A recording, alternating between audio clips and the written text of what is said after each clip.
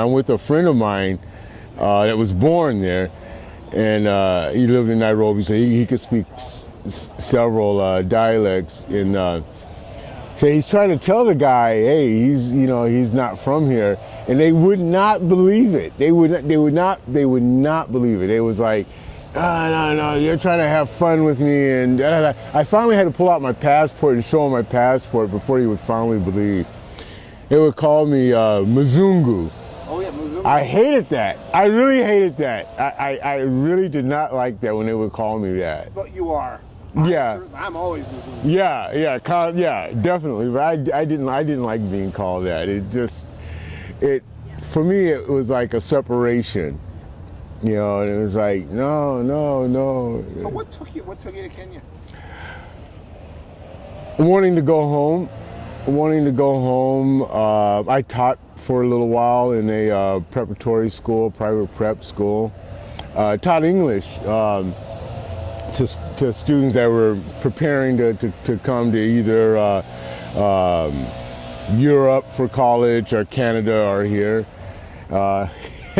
My teaching experience was interesting. As a tool to teach English, especially American English, I used rock and roll and rap, as a tool. Because one of the points that I wanted to get across, especially in America, English, it was more about how you said a thing than what you said that would get across what you're trying to say. Whereas, British English, is more monotone, it's boring to me, whereas American English is quite lyrical, musical, we have more flair, and so I used rock and roll and rap. First day I did that, I had this rap playing, and I hate rap, but I had this rap playing, I had the class rapping, and the headmaster walks by, and I can see him, you can see him at the corner of my eye. He walks by, he hears this rap, and hears his students in there rapping, and he just stops, backs up, and he's glaring in at me. Oh, what the hell are you doing in there? Finally he couldn't take it anymore, so he comes in, he pulls me out. What are you doing? What are you doing? I explained it to him. He was really hesitant, but then when he saw the way the students were really enthused about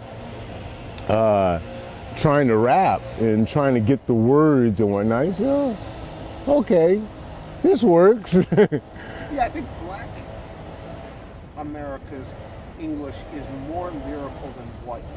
Well, yeah. It's got more style to it. It's more stylized, more interesting. I could see how that would work great with the Kenyan kids. Oh yeah, it was nice. It was really nice. I enjoyed it. Sorry to interrupt, but the audio, I have it turned down all the way as much as I can. It still appears like it blows out. Would you mind speaking a little bit? Yeah, would you like for me to talk about it? Yeah. Okay, so let me... Why is that? If channel 1 is basically on 0. Where do you get that mic at? Yeah, maybe it's a little bit high, I guess. But I'd rather have it too high than too low.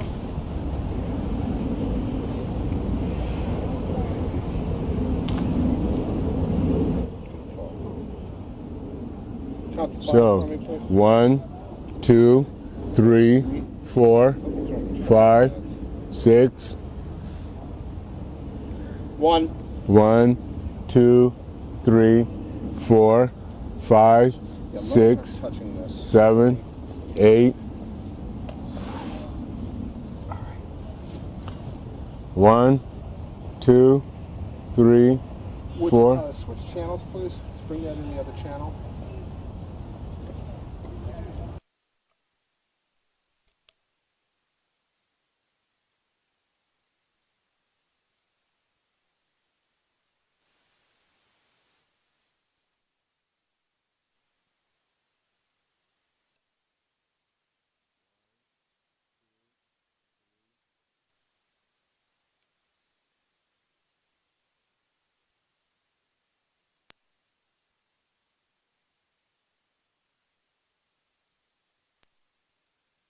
Pryor, I don't know if you ever really got into him, but he talks about when he went to Africa, and he said he was in this Jeep, and he was riding around, and he was looking around, and he saw these people, these beautiful black people, and there was faces that looked familiar to him, and all of a sudden he was overwhelmed with emotion and he cried.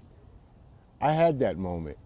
My first day there, we was coming from, we were going, I had a driver come to pick me up, and we were going from the airport to Kalenjin land, and they decided to detour through the Masai Mara. And first we went through the city, of course, and we're going through the city, and I'm looking, and you got these black people, there's shops, there's black people behind the shops, and we're going through the Masai Mara, you know, and the Masais, they still, a lot of them like to dress in their traditional garb, and I'm looking, and then we see the wild animals, and then we went through this little village, and all of a sudden, it really did hit me. Everyone that I see, you know, these people look just like me. They own this land, they work this land, they govern this land, and that reality, it was overwhelming. And I just start bawling. I'm sitting in the back seat, and the driver, he pulls over. Are you okay? Are you okay? Yeah, I'm great. But it's like, you know, I spent a lot of my childhood in Portland, and here, you know, I could get in the car and I could drive for miles and miles and miles and miles and miles, and I might run across one black guy who owns, you know, a little shop or something. Drive some more miles and wait a couple of weeks or whatever, and I might meet another black guy who has a PhD. Wait another couple months, and I might meet another black guy who has, you know, some type of ideal of how to change the economy for the betterment of all people. You just don't have any examples here in Portland. Now, you know, down south in Georgia, of course, you know, in Atlanta, it's a whole different animal. But in Portland, you know, I spent a lot of my childhood in Lake Oswego, or as we affectionately call it, Lake No Negro, or not so affectionately, actually. And it's just growing up, it just didn't have it. Even going to university here, I mean, this is like liberal central. And I told a friend of mine, I've been blessed. I've traveled around the world. I've literally been on every continent. I've lived in about 4 countries, visited about 15 others. America is the only place, and especially Portland, Oregon, is the only place that I never, not for a second, lose sight of the fact that I'm a black man. Never. It's always with me. Every moment, every waking moment, I'm aware that I'm a black guy. I'm talking to you right now. I'm a black guy talking to a white man who has a PhD, and he got a camera in my face, and he's looking for a story. You know, I'm a black guy. I'm not just a man sitting here. I'm not just a man that's trying to get an education. I'm a black man trying to get an education. Where's on you? Where's on you? Just want to be a man. Just want to be liked because I'm a nice guy, or disliked because I've been an asshole to you today. You know, whatever, you know. Get tired of being a black man. Just want to be a man, not a human being. Not a black man, a man. You know, Whoopi Goldberg went to Africa. Do you remember what she said when she came back?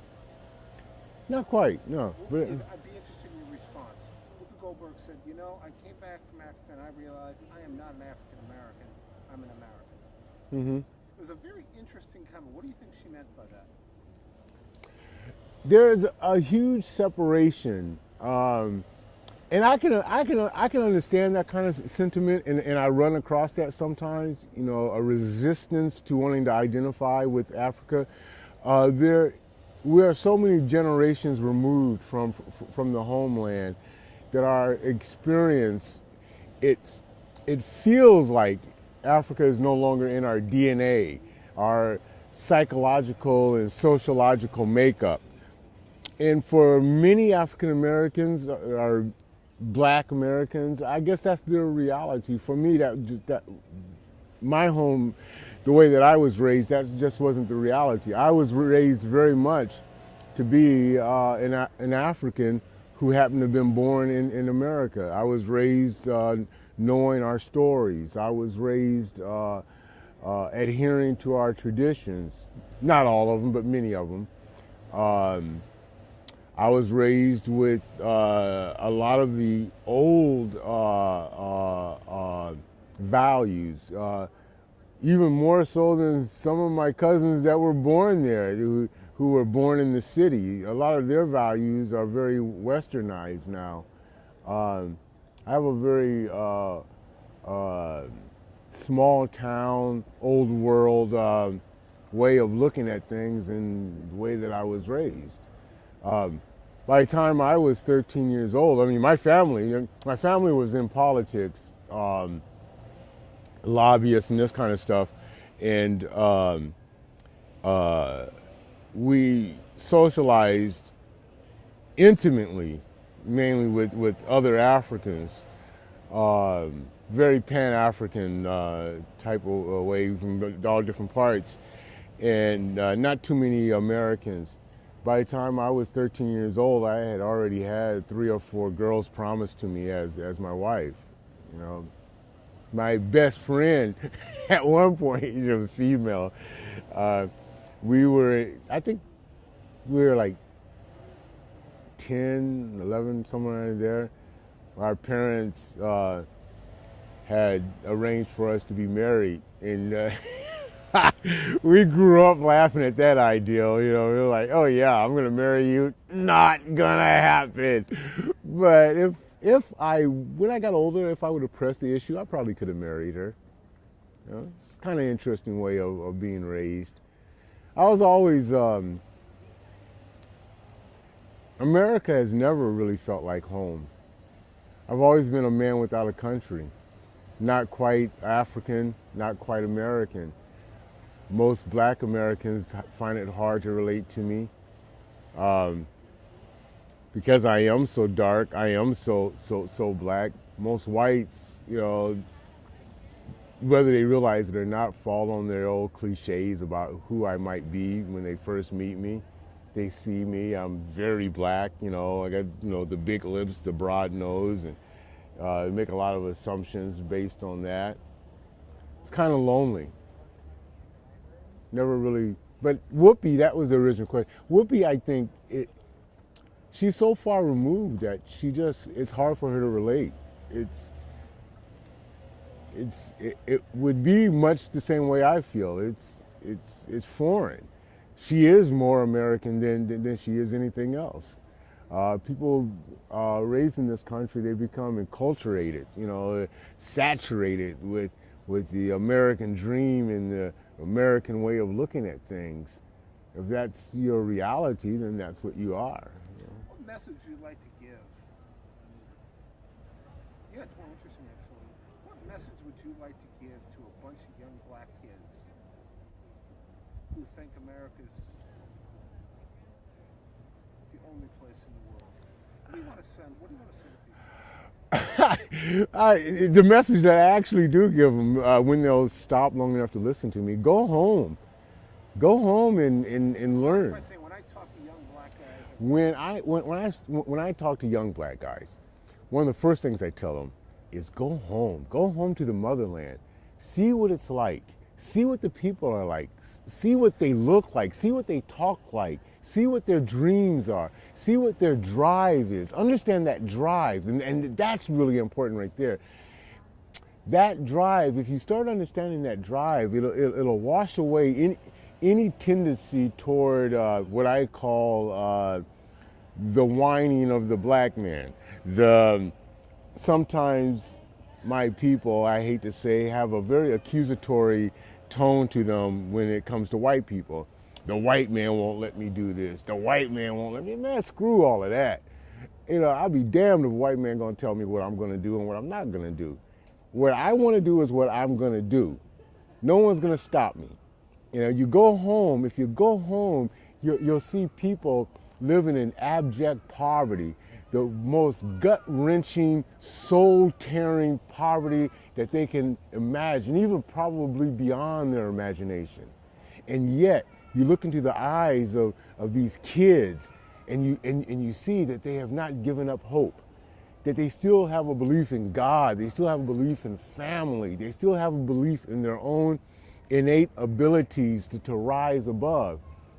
And then I come back home and I see in the eyes of young black kids, you know, a desire to get over, a desire to defeat the white man. It's bullshit. I mean, excuse my language, but it's bullshit. The white man is not the enemy of young blacks. They're their own worst enemy. Selling drugs to each other, the glorification of street life, the blaming of someone else instead of looking inside and saying, where have I fallen short? Has a white man did things to my people? Absolutely. Historically, absolutely. And even today, while right now I'm on this campus, and I do feel like, you know, there are certain powers to be on this campus that would victimize me if I allowed it. And they try to victimize me by judging me. They try to victimize me by, like, when they see me walking down this street right down this street, this corridor at nighttime, they'll tend to move a little bit away. They try to victimize me when I sit in one of the lobbies late at night and some kid calls you know, the security on me. There's a strange black man sitting in the lobby. I got a ticket for that. I'm fighting the case right now because of that. I mean, but that victimization can only be complete if I embrace it. When I talk to young blacks, I tell them, don't embrace it. Don't embrace it. Reject it. Yes, it will always come. As long as we're in this land, it will always come. And I don't really see a day people was all celebrating when President Obama became president. Yeah, you know, I voted for him, and did I cry? I cried. I cried my ass off, you know, because I remember just a year earlier, or before he even started running, someone had asked me, do I think I would see a day where a black man would be the president of the United States? I said, yeah, sure. When I see an elephant fly, yeah, you know, I never thought I'd see it. So yeah, I cried. But electing a politician, because at the end of the day, he's not a black man, he's a politician. He's not a white man, he's a politician at the end of the day, and there are breeds separate than everything else. So yeah, I was happy, but that's not the end all to be all of us recognizing our freedom. Us recognizing our freedom is exactly that. Us recognizing our freedom. Not a white man signing a piece of paper saying you have been freed. Not a white man saying you can have a job over here. Does that help? Yeah. But it doesn't define my freedom. My freedom is defined by what lives inside of me. They can only really get that if they go home. If they go home to Africa. Even if they don't go home to Africa, if they go to some place where people are living in abject poverty and they see the freedom that lives in people's hearts. People who, by the way, don't have political freedom. People who, by the way, if they was open their mouth and say that the president of their country is an asshole, would probably disappear. They still a lot of times have more freedom than a lot of the young African Americans I meet here who have enslaved themselves. What are they free from? They are free from the self-placed chains that I think that generationally African Americans have on them. We African Americans I think is a unique breed universally, because not only were they enslaved, because lots of people have been enslaved, lots of people, but very few people. I don't know if you would look at this from a historical or anthropological or whatever the word is, but very few people in world history have ever completely had their sense of self stripped away. You take a person and you strip all of who they are, all of what makes them unique. You tear that away from them, and they lose. I think what the quality in all humans that gives us drive, that gives us actual freedom, that gives us vision to see beyond this moment. I remember a day when we were free. I remember the stories of my free ancestors. We lost all of that. We didn't even have those stories. That stuff was purposely taken away. Language, culture, stories, everything. And without that, I think that unless we rise up and recreate our own stories, either rediscover or create new stories, which some African Americans are doing that now, or some Black Americans, however you want to frame that, are doing that now, are creating new stories. I think Whoopi Goldberg is a one, Denzel Washington, Morgan Freeman, whose politics I don't necessarily agree with, and Bill Cosby. Some of these guys, and even some of these, people on campus, they are creating new stories which will allow them to assert a new freedom that many of us don't have. Let me ask you this.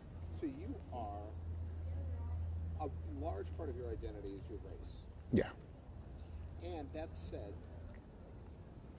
you find yourself, you're a student, you're a black student. Yeah. There's something about it. Let me ask about the post-traumatic stress. We'll get into the history and that later.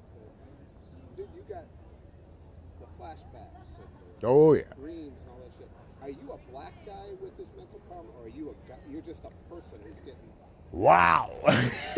That's a damn good question. Wow.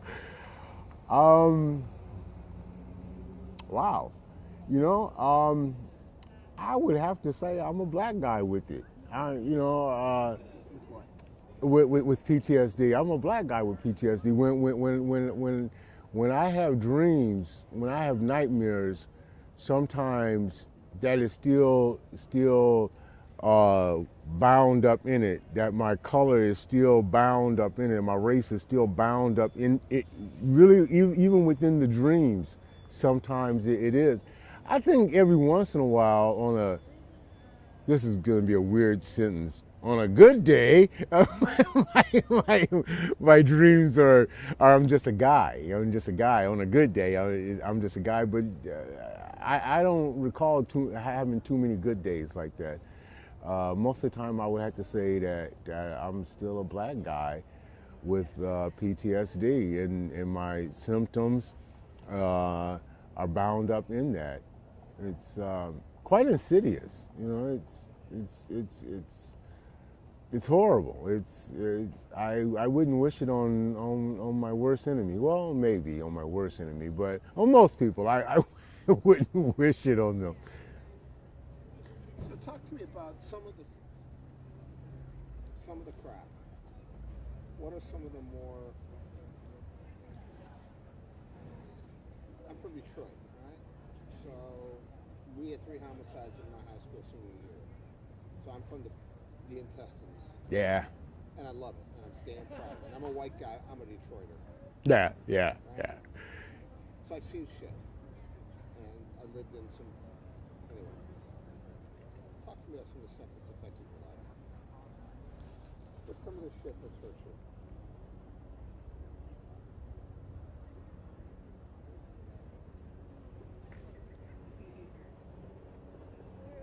Maybe I'll go deeper later, but I would say the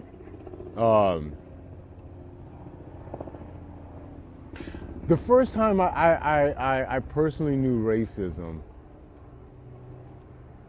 I was in this school. I was the only black. No, my sister and I was the only black in this grade school, and in my class I was the only black in this class, and we had this substitute teacher. Now, everybody knows, kids, substitute teacher means, it's have fun, mess with the teacher, it's a free day, and we had this one kid, Rodney, I think was his name. He was the class prankster. The teacher went on a break. And these teachers back then, they used to sit on these, I always remember, I used to want one of these so bad, these green cushions. It had the webbing on it, these green cushions. Rodney thought it'd be a good idea to put these tacks under it. You know, I mean, he very carefully unzipped it and he put these tacks under it. His teacher comes back in, sits down on it, jumps up, screams, ah! The whole class busts out laughing. You know, I didn't have good control at that time in my life, so I'm laughing along with everybody else. Teacher's enraged. Who did this? Who did it? Who did it? You know, and she's trying to figure it out, and everybody's clamming up. All right. Teacher looks out. She looks at all the students, and she, you know, picks, you know, did you do that? And of course the kid was. Then she came to me, you know, did you do this? And I said, no, I didn't. I was raised, you know, to respect authority. You don't lie to authority. You don't lie to your elders. You tell the truth. I'm a kid, though. She asked, well, who did it? She wants me to rat. You don't rat. I mean, so, you know, I got two opposing, you know, things going here. You know? And so I refused to say. She says, you know who did it. You know who did it. And I wouldn't say. And her eyes, I mean, it's like in my child's mind, I can see these red eyes, blood, just like she's looking at me. And she says, you lying nigger, you did that. This was a teacher. I was in 3rd grade. That moment sticks with me, stays with me. I can see it as plain as I see you right now. I can still feel it. As I say it, as I recall it, that little boy wants to cry again. I was never the same. My life was never the same. At that, I never knew, you know. I was the prince of the family. I was the youngest, my mama's favorite, the joy to my mother, the scourge to my brothers.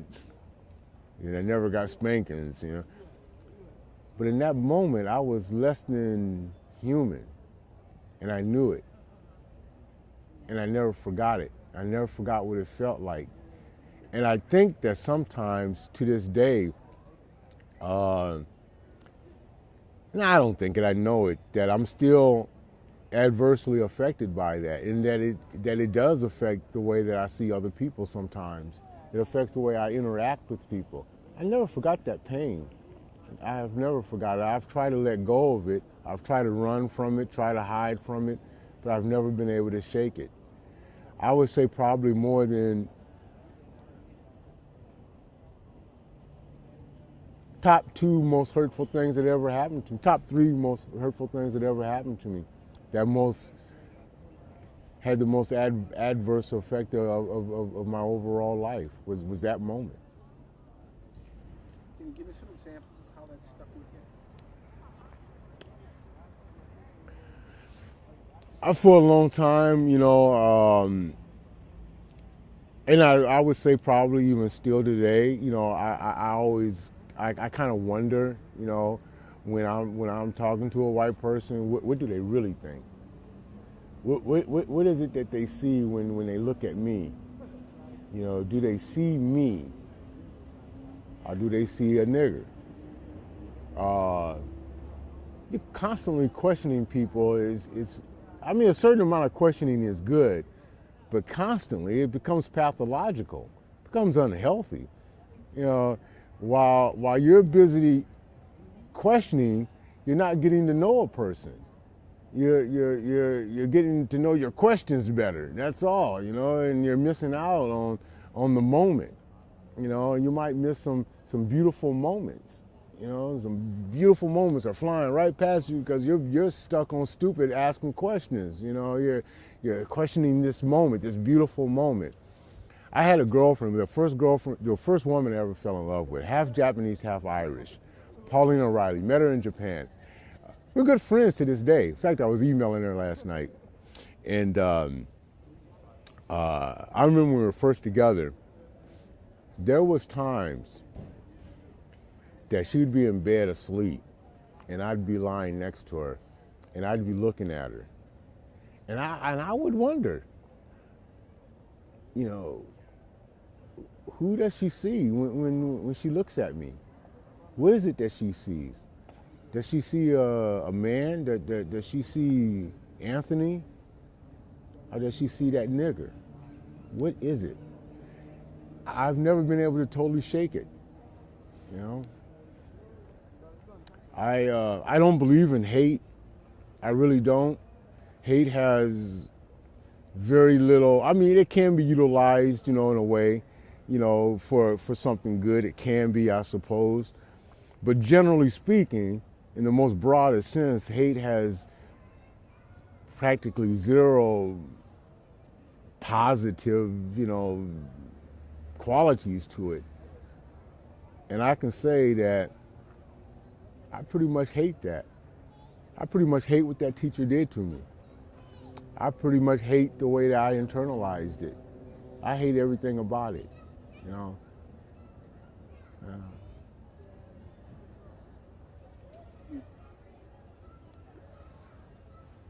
I've traveled too a lot, and I've lived. You give me a really interesting perspective. You really are, and I'd like to think that I've spent a lot of time with Africans and African Americans and blah blah blah. I've done it, but you're succeeding at providing what it's like to be on the inside as a minority. And I've been a minority living in Asia. I've been a minority living in Eastern Europe and Africa, but I'm always the privileged minority. Yeah. I'm always in the, you know, even when I'm a minority in Zimbabwe, but I'm one of the rich guys. Yeah. So I'm not. Mzungu. Yeah. I mean, we say the Zimbos, the black Zimbo out there, and say white is right. Yeah. White is right, man, and that's how they think. So it's easy for me, and I've never been on the other side of it. And that you said you may go deeper later. That was actually very deep. And that was those things that happened to us as kids. The past is never dead. In fact, it's never even past. The past isn't past. Yeah. It's there every friggin' day. Yeah, unfortunately. Yeah. But I need to ask two other stuff. And Diana shared some of it with me. And how these things, you said it's one of the two or three things, worst things. And I need to have you tell me some stories. Because then we're going to try to talk about the flashbacks and the kind of invasive thoughts and that shit. Okay. I don't think I told her about this. I'm pretty sure I didn't. I might have danced on it. When I was in the Navy, I got in trouble. Before I tell it, because I want to frame this way, that I saw, I think it was the movie X, you know, the movie about Malcolm X, and there's a scene where Denzel Washington, you know, playing Malcolm X, he's being indoctrinated into the black Muslims, and they asked him, you know, they're telling him about white Jesus, and they're telling him about white people, and there's this point where he says, and I was just thinking about this the other day, that every bad thing that has ever happened to him, and you can see they're flashing this in the movie. They're flashing all this bad stuff. Every bad thing that ever happened to him, at the other end of it was a white person. And I was thinking about that just the other day. I was thinking about that. And the reason why I was thinking about that, it has to do with some things that are going on with me now, some things that happened to me when I first went in the Navy. My dad was in the Air Force, and I wanted nothing more than to be like my dad. My dad was, besides from a childhood idolization of a child's father. My father was a brilliant man. He was a good man. He was beloved in the community, and I wanted to be him. So I tried to go in the Air Force, but I'm partially colorblind, so they wouldn't take me. I went into the Navy, and I wanted to be the best sailor that I could be. And I remember I had this chief. They don't have sergeants, so, you know, they have petty officers. This chief, he told me to go pick up this piece of equipment. And this chief, he didn't like me. He always, and sometimes he had good reason for it. You know, I worked in what they call deck department, and that's like, you know, janitors for the Navy at that time. And I hated it. You know, it was manual labor, and I hated manual labor. I'm lazy. I don't like working with my hands. I like working with my mind. I'm a lousy janitor. I suck at it. You know, because I'm going to be figuring out shortcuts. You know, and I'm not trying to figure out how to do the best job. You know, I'm trying to figure out how to get the job done. And so, you know, he didn't really like me that much. And so he sent me to go get this equipment, and I went to our supply office to pick it up. And I was told that my chief had to sign his document for it. So I called back up to our division office, and I told them, I said, well, you know, they want you to sign this document. And he says, well, you know, I need it now. You sign it. Just sign my name. And I said, okay. So I did. I signed his name, just like he ordered me to do. That same chief later charged me with fraudulently signing his name and attempting to steal government property. I was sentenced to 60 days in the brig. I was on an aircraft carrier, USS Constellation, CV-64. I loved it. It was great. You know. The third day that I was in there, I was 18 years old. I went in the military when I was 17. Third day I was in there, like the Marines, you know, they were the guards. They would make you go to sleep standing at attention. Well, not standing, but lying at attention. It was a boot camp thing for them. You know, like when they were in boot camp, that's what they would do to them. So they would make you do that. I was lying at attention. I was the only one in the brig at the time. And this Marine guard, he came in there and with a 9mm gun, shoved it in my mouth, and told me it was time. I was dead asleep. I don't know what the fuck he's talking about. It's time. It's time, you know, it's time. I'm gagging on a gun in my mouth, wondering what the hell he's talking about. And he proceeded to rape me. And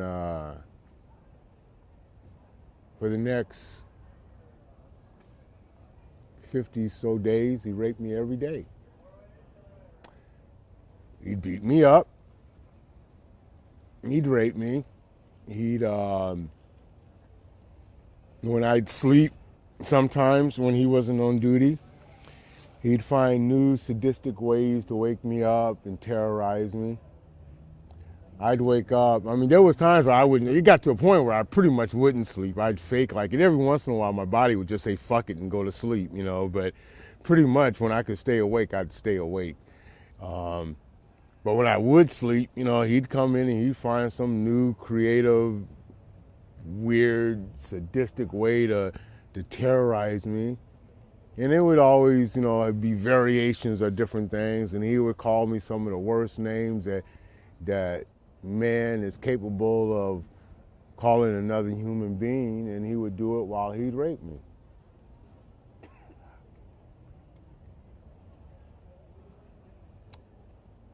I say, by the grace of God, you know, I say that now, but I would say that at that time, all that I was, possibly all that I could have been, I don't really know, changed. I've been married twice. Don't have the best relationship with my kids. Don't have an excellent relationship with myself most of the time. And it all goes back to that. You know, he tried to destroy me, you know, and in some ways I think he did. I think he succeeded. I don't really know. It's a constant fight, you know. I fight with that. Did he win? I fight with that today. Did he win? I ask myself that question. Did he win? When I don't succeed, I wonder, did he win? If I don't get an A on a paper, I wonder, did he win? I literally ask myself that question, did he win?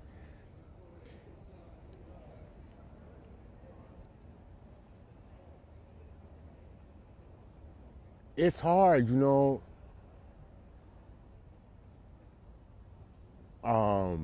My manhood, my humanity, everything.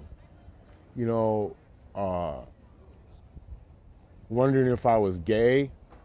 I mean, I don't give a damn about people that are gay. I mean, you know, it's not no thing. And it took me a long time to get there, too, to say that, you know, where, I mean, you know, being gay, you know, it was like, for a long time, I hated gay people, you know, because of that. You know, I thought that some kind of way, you know, that I must have been gay, and because that was a weakness, so I hated gay people, which I hate that he created that hate in me. I hated other human beings who are just human beings, just like I'm a human being, and I hated them because of what that guy did.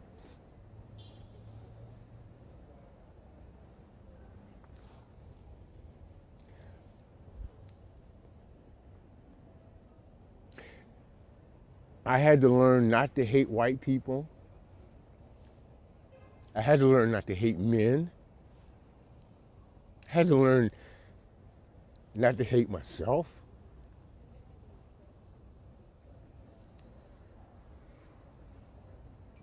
I still struggle with that, you know, angry at myself. And I know, like, intellectually, you know, it's like, this guy was a perpetrator, he was a predator, you know, I know that, you know, I'm a pretty smart guy. But on that gut-wrenching, you know, part that yourself that you don't really be cognizant of, you know, that kid, I was a virgin.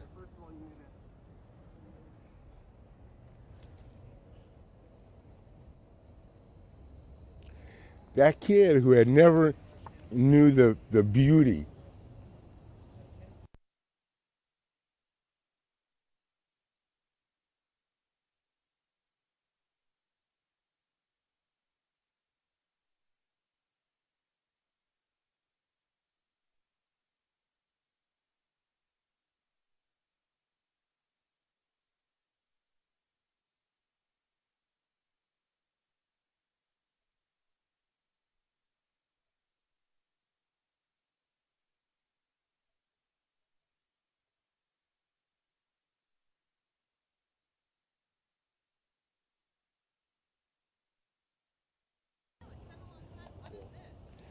Uh, we're doing a film on the fabulously handsome at PSU. Yeah, that's it.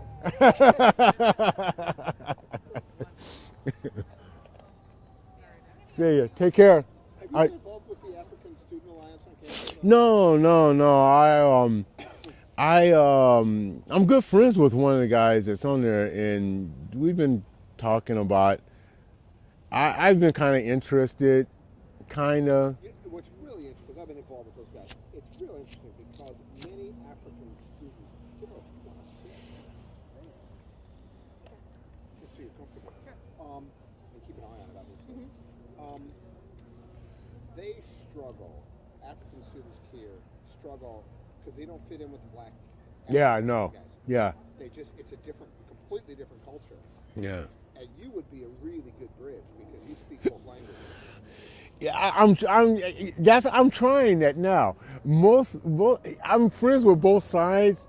I would say most of my intimate friendships are probably with my brothers from Somalia and Ethiopia. I have a real affinity for my brothers from Ethiopia. You know, I'm a Christian, I'm a pastor, you know, the whole history, you know, so, you know, there's a fascination there.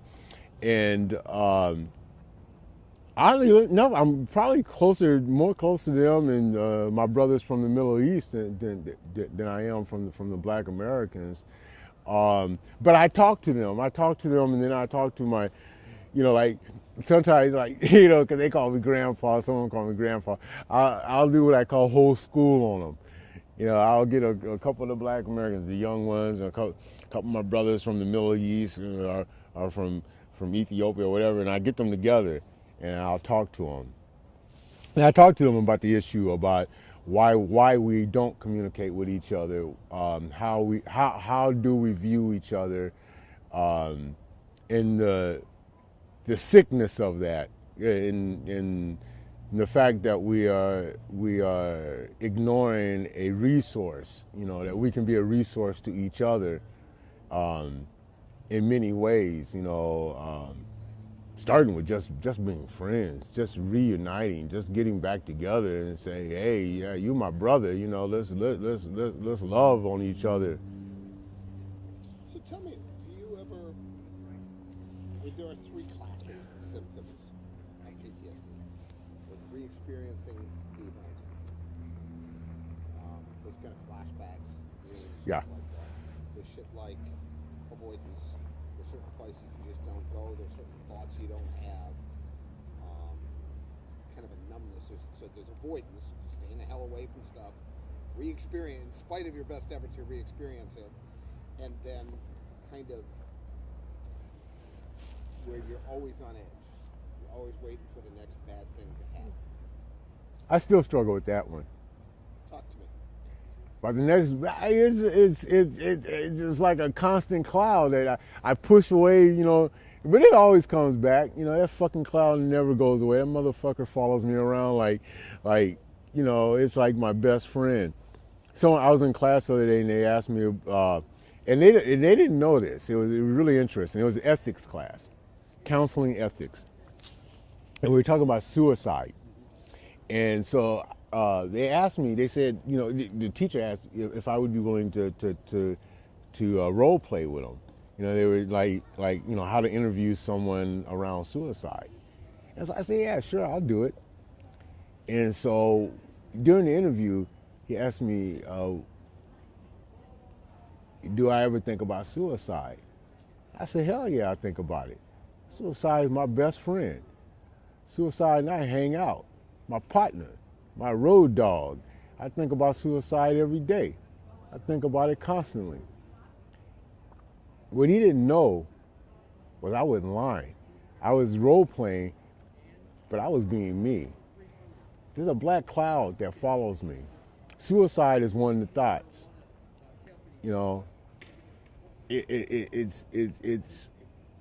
It never leaves me. Never. I've learned to live with it for the most part, but it is draining. It's very draining, because I know that I have to fight it. In my dark moments, and I have a lot of them. If I don't stay aware of the fact that suicide is my enemy, one of these days I'm subject to saying fuck it and embracing it, and in a moment do some real dumb shit, that I have tried in the past, and do some dumb shit, and then that's it, no more chances, But it's my companion. It's my nemesis. Do you ever have the experience of things like reliving the experiences, whether they are your third grade teacher? Oh yeah. Do you ever have where it sort of intrudes into your? What's it like? Give us an example of what it's like when it sort of intrudes into your life, or your flashback, or dreams. Tell us just. It's intruding in your thoughts. It's like being raped. It's like a violation of the highest order.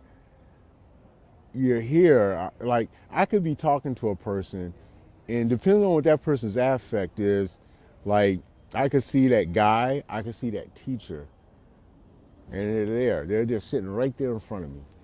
And it's like you get this tunnel vision. Everything around you just kind of blurs, and you're transported back in time, back in space, and you're back in that moment. You're that child that was violated. You're that young man that was violated again, and your whole body feels it. You know, everything you feel it. You feel your body actually feels it. The pain, the fear, the sweats, the nervousness, the terror. It's all right there, and the person in front of you is now this other person, and they're talking, and you don't hear. You might hear. Sometimes I hear what they're saying. Many times, their words are not what they're saying. I'm hearing what they're saying, but I'm translating it. It's like speaking another language. When I used to live in Brazil, when I first came back from Brazil, I had to speak Portuguese all the time. I lived in a small town that was like Mayberry RFD in Brazil. You know, everybody spoke Portuguese. When I first came back to America, I would think I was still thinking in Portuguese. So if someone would say something to me and I would answer them, sometimes I would slip and just answer them in Portuguese. But many times I would think of the answer in Portuguese and then think of how to say it in English and then say it in English. It's this transition. And so many times, like when you're re-experiencing, you know, a trauma, it's like a person is saying something to you, you know, like you initially hear what was said to you in the traumatic, you know, like there was a lot of verbalization in my traumas, a lot of verbalization. And I would hear the words of the trauma. Then I would recognize, or I do recognize, that no, they're saying something else. Then I have to translate that into what they're actually saying. And if I'm on a good day when this happens, on a good day, I can do an accurate translation, realize that they're not saying what I thought I just heard, and I can throw away what my mind is telling me I'm hearing. But my mind is saying, you know, they're calling you nigger, or, you know, like when this guy, he raped me, he would call me all kinds of horrible, tar baby bitch, you're my tar baby bitch, or you some of it I don't even want to say, to be honest with you. But he would say these horrible things to me, and someone's saying something to me. They're not saying anything really necessarily horrible, but maybe they're angry at me, or they're saying something I don't like, and I'm hearing those other words. And I have to tell myself, they're not saying what you're hearing in your head. What you're hearing in your head, that's your head. That's a memory of something else. That's not what that person is saying to you. And I have to consciously tell myself that. It's tiring. It wears you out. You know, you walk away from that. I had a situation like that yesterday, in fact. And when I was in this office, and this lady was saying something to me. By the time this woman got done with me, because what she was saying to me was not in my favor, and it was some bad stuff and some things I have to go deal with. I went tear-assing out of that office. I mean, when I say I went tear-assing, I'm not talking about quickly walking out. I'm talking, I literally ran out, and I'm pretty sure, and I'm not positive, but I'm pretty sure I actually knocked somebody down. I ran out. I ran over one of these sky bridges. And then here comes suicide, you know. Suicide's like, oh yeah, here's one of our moments, you know, we might be able to win. And I'm running across the sky bridge, and the suicide thoughts was like, you could just keep running and just jump right over this thing. So I swear, I could see myself doing it. I could say, yeah, all I would have to do when I get about 5 feet away, just take one bound. 1.5 seconds later, all of this pain will be over. And I won't have to think about it. All of those thoughts from Smith, from the Sky Bridge in Smith to the Graduate School of Education, from that, in that space, all those thoughts, I could jump over. And I ran in. So luckily, obviously I didn't. And I ran in. And I ran up to see my advisor, who I have a great affection for. And I ran in, and he was in a meeting, and he could see it in my face. This dude he's in a very bad place, So he closed his meeting out, and he saw me, but I was shaking, I was sweating, I was in trauma. I was in trauma. I was in that moment. I was in trauma, and and I had to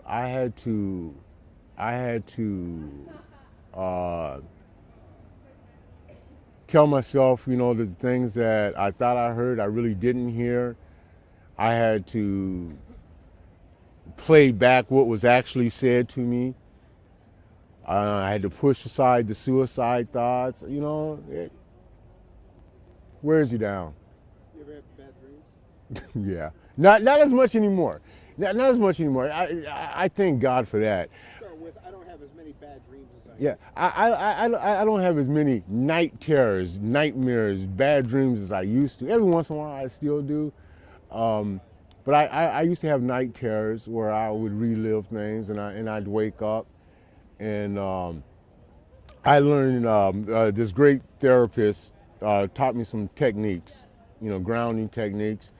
But yeah, I would, sleep wasn't my friend either. I didn't like sleep. I still stay up way too late at night, because it's still, it's kind of ingrained in me. So I'm hesitant to, and now it's just a part of my DNA. I don't go to sleep until I have to, but it used to be I wouldn't, because I knew what was waiting for me. The bad dreams were waiting for the night. I call them night terrors. This counselor taught me that term, night terrors. The night terrors were waiting. They were waiting. They hung out and they waited for me to shut my eyes and go to sleep. And every once in a while, they didn't even wait for me to go to sleep. They just waited for me to shut my eyes and get relaxed. And here they come. Yeah. And I still have them every once in a while now. Have you found any tricks, like staying away from environments that make the thoughts come into your head? There's things, I interviewed a guy once who would drive, this is in D.C., and there was a short route home, taking 20 minutes. It took about an hour and a half because he had to go around the whole city of Arlington. He wanted to be anywhere near Arlington National Cemetery. Wow. And he did the most absurd things, but they took care of him. Mine is a little weird, and sometimes I wish it was a little that easy, that easy, right? Because that ain't easy, But mine had a lot to do with being in closed spaces, things like that. And when I would do job interviews and meetings and things like this, I'd have to scout out the places. I'd have to find out, where it's going to be, what the room looks like, what the seating arrangements were going to be. And if I could, which I always found a way to do it, I would manipulate the seating in such a way that there's a clear path between me and the door, with no one or nothing in between me and the door. And I still do that more subconsciously than anything now, but every once in a while, on purpose. But yeah. So yeah, I think that goes back to. that goes back to when I was in the brig. The way the brig was arranged, they had me, this guard, when he would come in, he was between me and the door, between me and the main door. It wasn't like a cell door, it was a regular door, and he was always between me and that damn door. And I guess I always had the thought that if I could have run out that door, maybe I could have escaped, but he was always between me and the door. And sometimes I'd be looking at the door, and when he would catch me looking at the door, he would beat me. And and he would tell me, "Don't even think about it." You know, he said, "If you even try to make it to that door, by the time you get to that door, there's going to be a bullet in the back of your head." And one of the games he would play, I'd wake up sometimes. He'd have the gun in my mouth, and he would be pulling back the chamber, and I'd wake up. And sometimes he'd have it just like in my ear, and I'd wake up, and I'd hear that sound, you know. And so it's like something between me and the door is not, you know, is not a good thing. You know, someone between me and the door is definitely, it's not good for that person to be. It's not so bad anymore. It used to be a lot worse. I mean, you could really find yourself in a bad way, you know, being between me and the door. It's just like really kind of a dangerous spot to be for another person. Do you ever just find yourself not feeling stuff, numbness, just kind of, you do that, or do you feel things a lot? I feel things a lot. I overfeel things. I feel like I'm a raw nerve. Sometimes, and it's destroyed many relationships. Someone might say something to me, and they might criticize me, and it might be legitimate criticism, or it might just be their opinion. And their opinion is not like they're trying to destroy me or anything, but they're just, you know, I think you're an asshole, you know. But you know, and I might have been an asshole, or that's just their opinion. But I take it like you know, you just called me the worst thing in the world, and I'm just like this subhuman being. And you know, some people are motivated like with grades.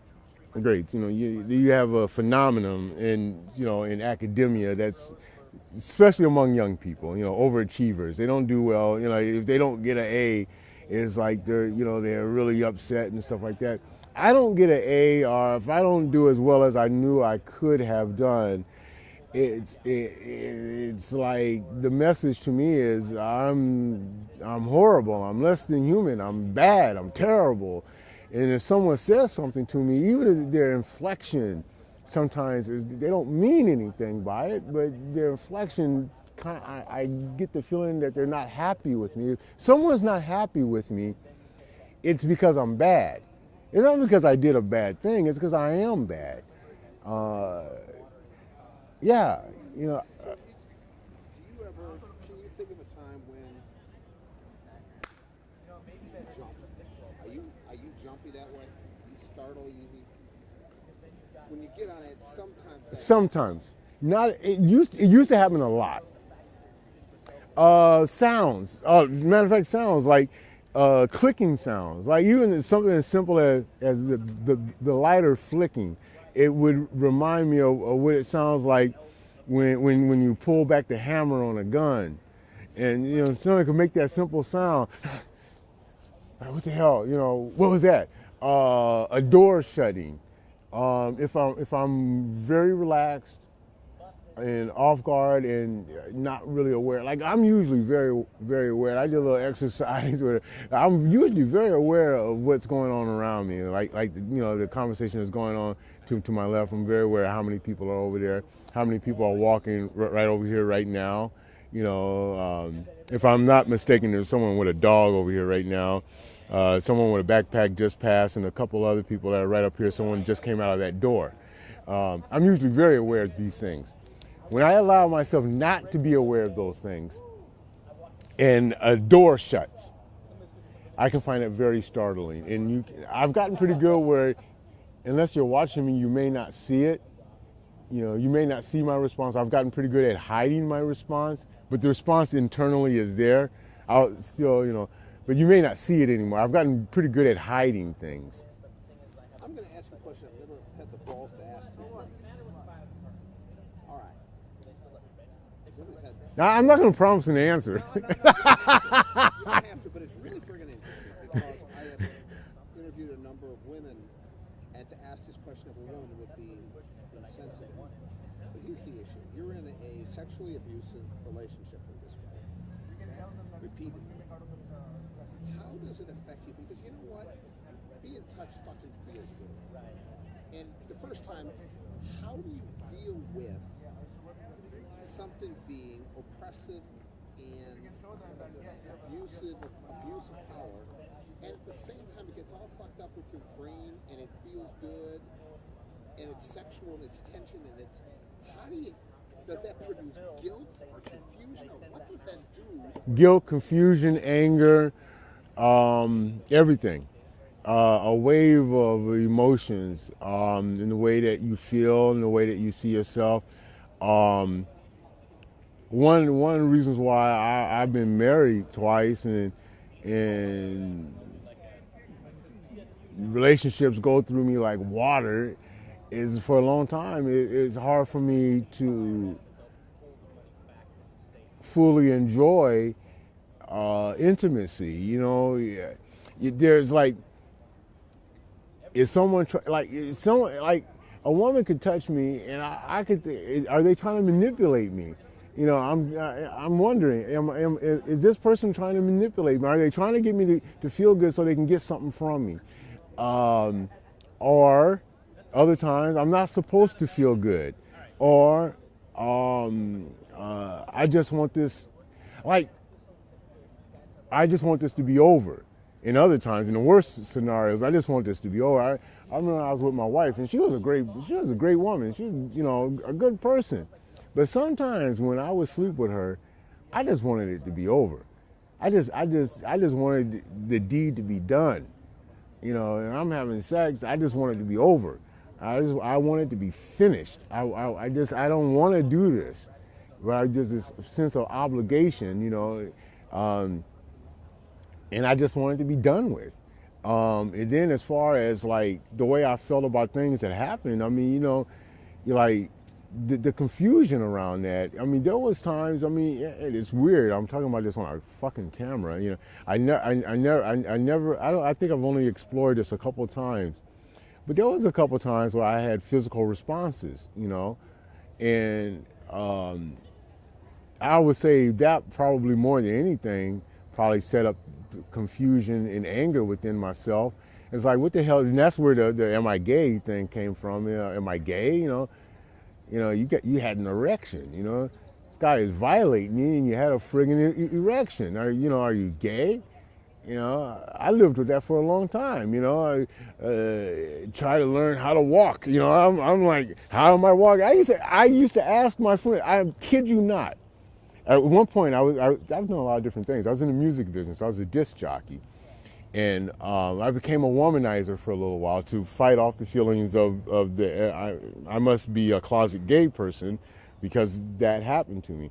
And I would have my friends. I would walk, and I would say, okay, I want you to check out my walk. I would have my friends check out my walk because I didn't want to walk gay, you know. And all of that came from, you know, having a physical reaction. You know, when I would meet a gay man, you know, like, okay, you know, there's something in my voice, so let me lower it some deeper. Like, I gotta put some bass in that damn boy. You know, it's just like, you know, everything. You know, even the hand expressions. I'm very expressive. And the everything. The way I dress, everything. I studied martial arts when I was young, even before I went in the military, and I got deeper in it. Then I got involved in bodybuilding, you know, for a little while. I can't tell now, you know, but I got into bodybuilding for a while. What I need from you is this. I need a state, because this will be, you're saying brilliant stuff, okay? But I need to make a distinction that Diana will have to include in the cut. I don't, and you've already said it, but I need it in one sentence, which says, I don't care. I have nothing against gay people. Oh, it's yeah. a personal identity thing. I don't know who the fuck I am because I'm confused. And so That's it's good. not that you're judging. I don't want to be one of those bad people. Yeah. It's just your head is, so that kind of thing. You agree, Dee? Yeah. Yeah, that kind of, if you're cool with that. Yeah, I'm cool with that. You know, homosexuality, you know, people are people. I don't hate gays. I don't hate lesbians. I don't hate transgendered. Human beings are human beings. I like them if they like me. This thing that happened to me was so horrific that I didn't know who I was, what I was, and I hated myself for not knowing. I hated myself for having to question what I was constantly. I've never had anything against anyone. Tremendous.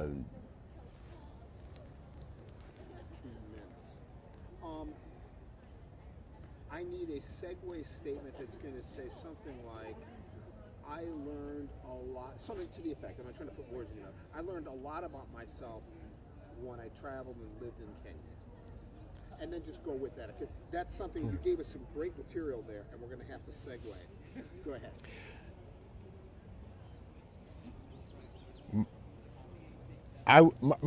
My greatest self, I know what it is that I'm trying to say.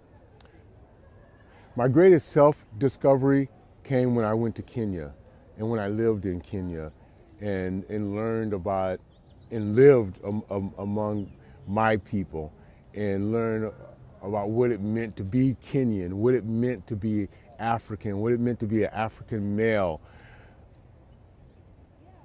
It was an exploration into me, and it helped me better define. It helped me define myself in a good way. It was, for the first time in my life, I could start seeing myself in a positive, for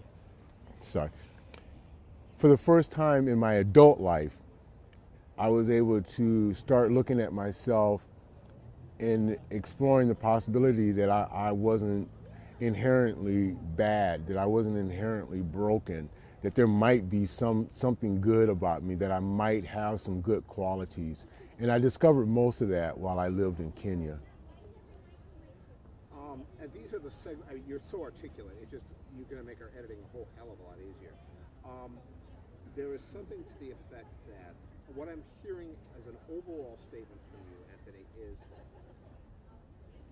sometimes PTSD is attributable to specific events that happen to an individual. There was a car accident, or there was a particular event in the military. But there's also a lot of people who will take the position that living as a minority person is of itself, that collection of events, those things that happen, produce the trauma. Mm-hmm. And so, to the extent that you feel comfortable saying it, I think a statement to the effect that, I think there are at least a couple of events, traumatic events that happened in my life that contributed to it. And I think, being an African American living in America, both of these things contributed to my PTSD. And if I can get that in a sentence, it's like the topic sentence in an essay. And everything else will flow out of that. So if you're comfortable with that idea, that it's both specific events and generally being an African American, if you can give me something to that effect, it'll make a cutting. But again, I never want to put words. Yeah. And I think I know what you're looking for, and I can give it to you. I think I've experienced a lot of trauma in my life. I've known a lot of death, unfortunately, and I had these events that caused me to have PTSD.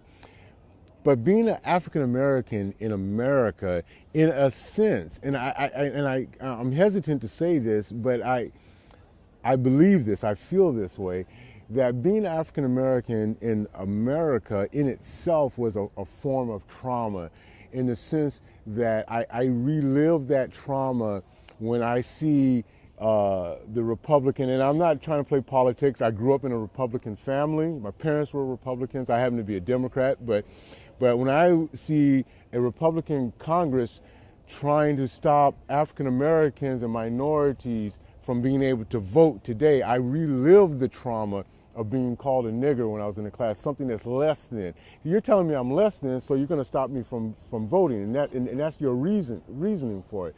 When I see that you don't want to relate to why the pay equity is important. Again, it's a type of trauma, makes me really live a trauma. It says to me that I must be less than, inherently less than, because you're trying to hold me down. I really live the trauma of being called these horrific names.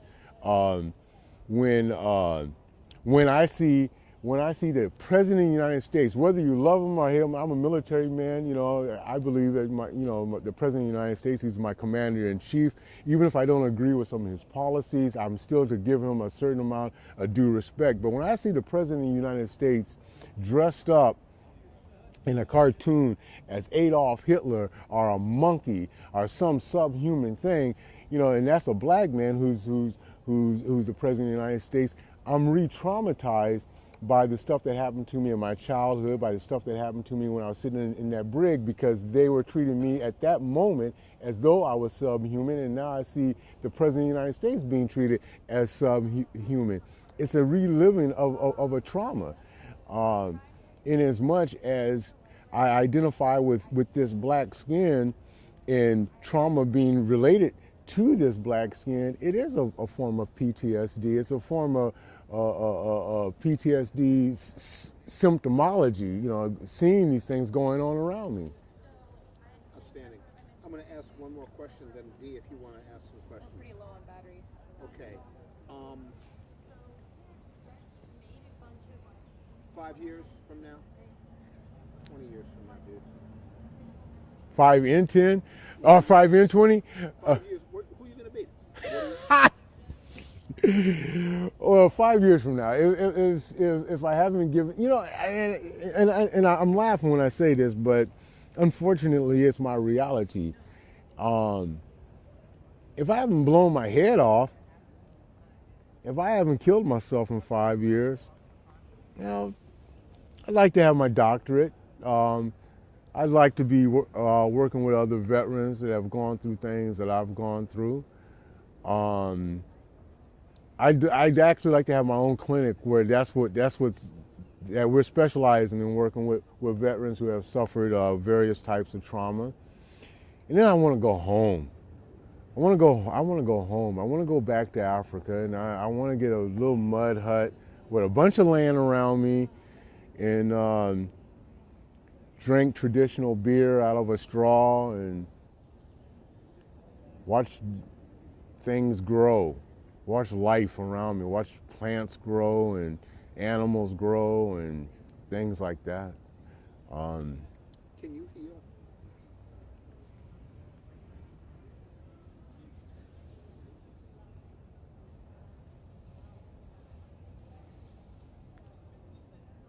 I don't know. I wish I knew the answer to that. You don't know what? Because they're not going to hear my question. I don't know. I don't know if I can heal. I want to, and I ask myself that all the time. I ask myself if I'll ever be completely whole, and I don't know. Today I'm not completely. I put on a pretty good show, you know, but I can't let anybody too close to me else they'll see the truth, you know. I'm broken, but I don't know if I can heal. I want to heal, but I really don't know. Thank you.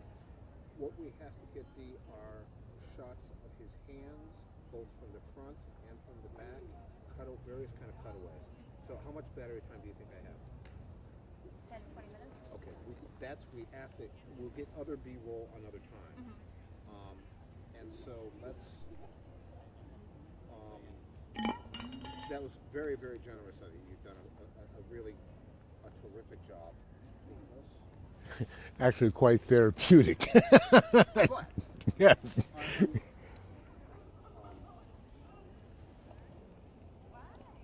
Got lots to talk to my counselor about now. Just like warming up. You see anybody at VA? Yeah. Where do you go? Right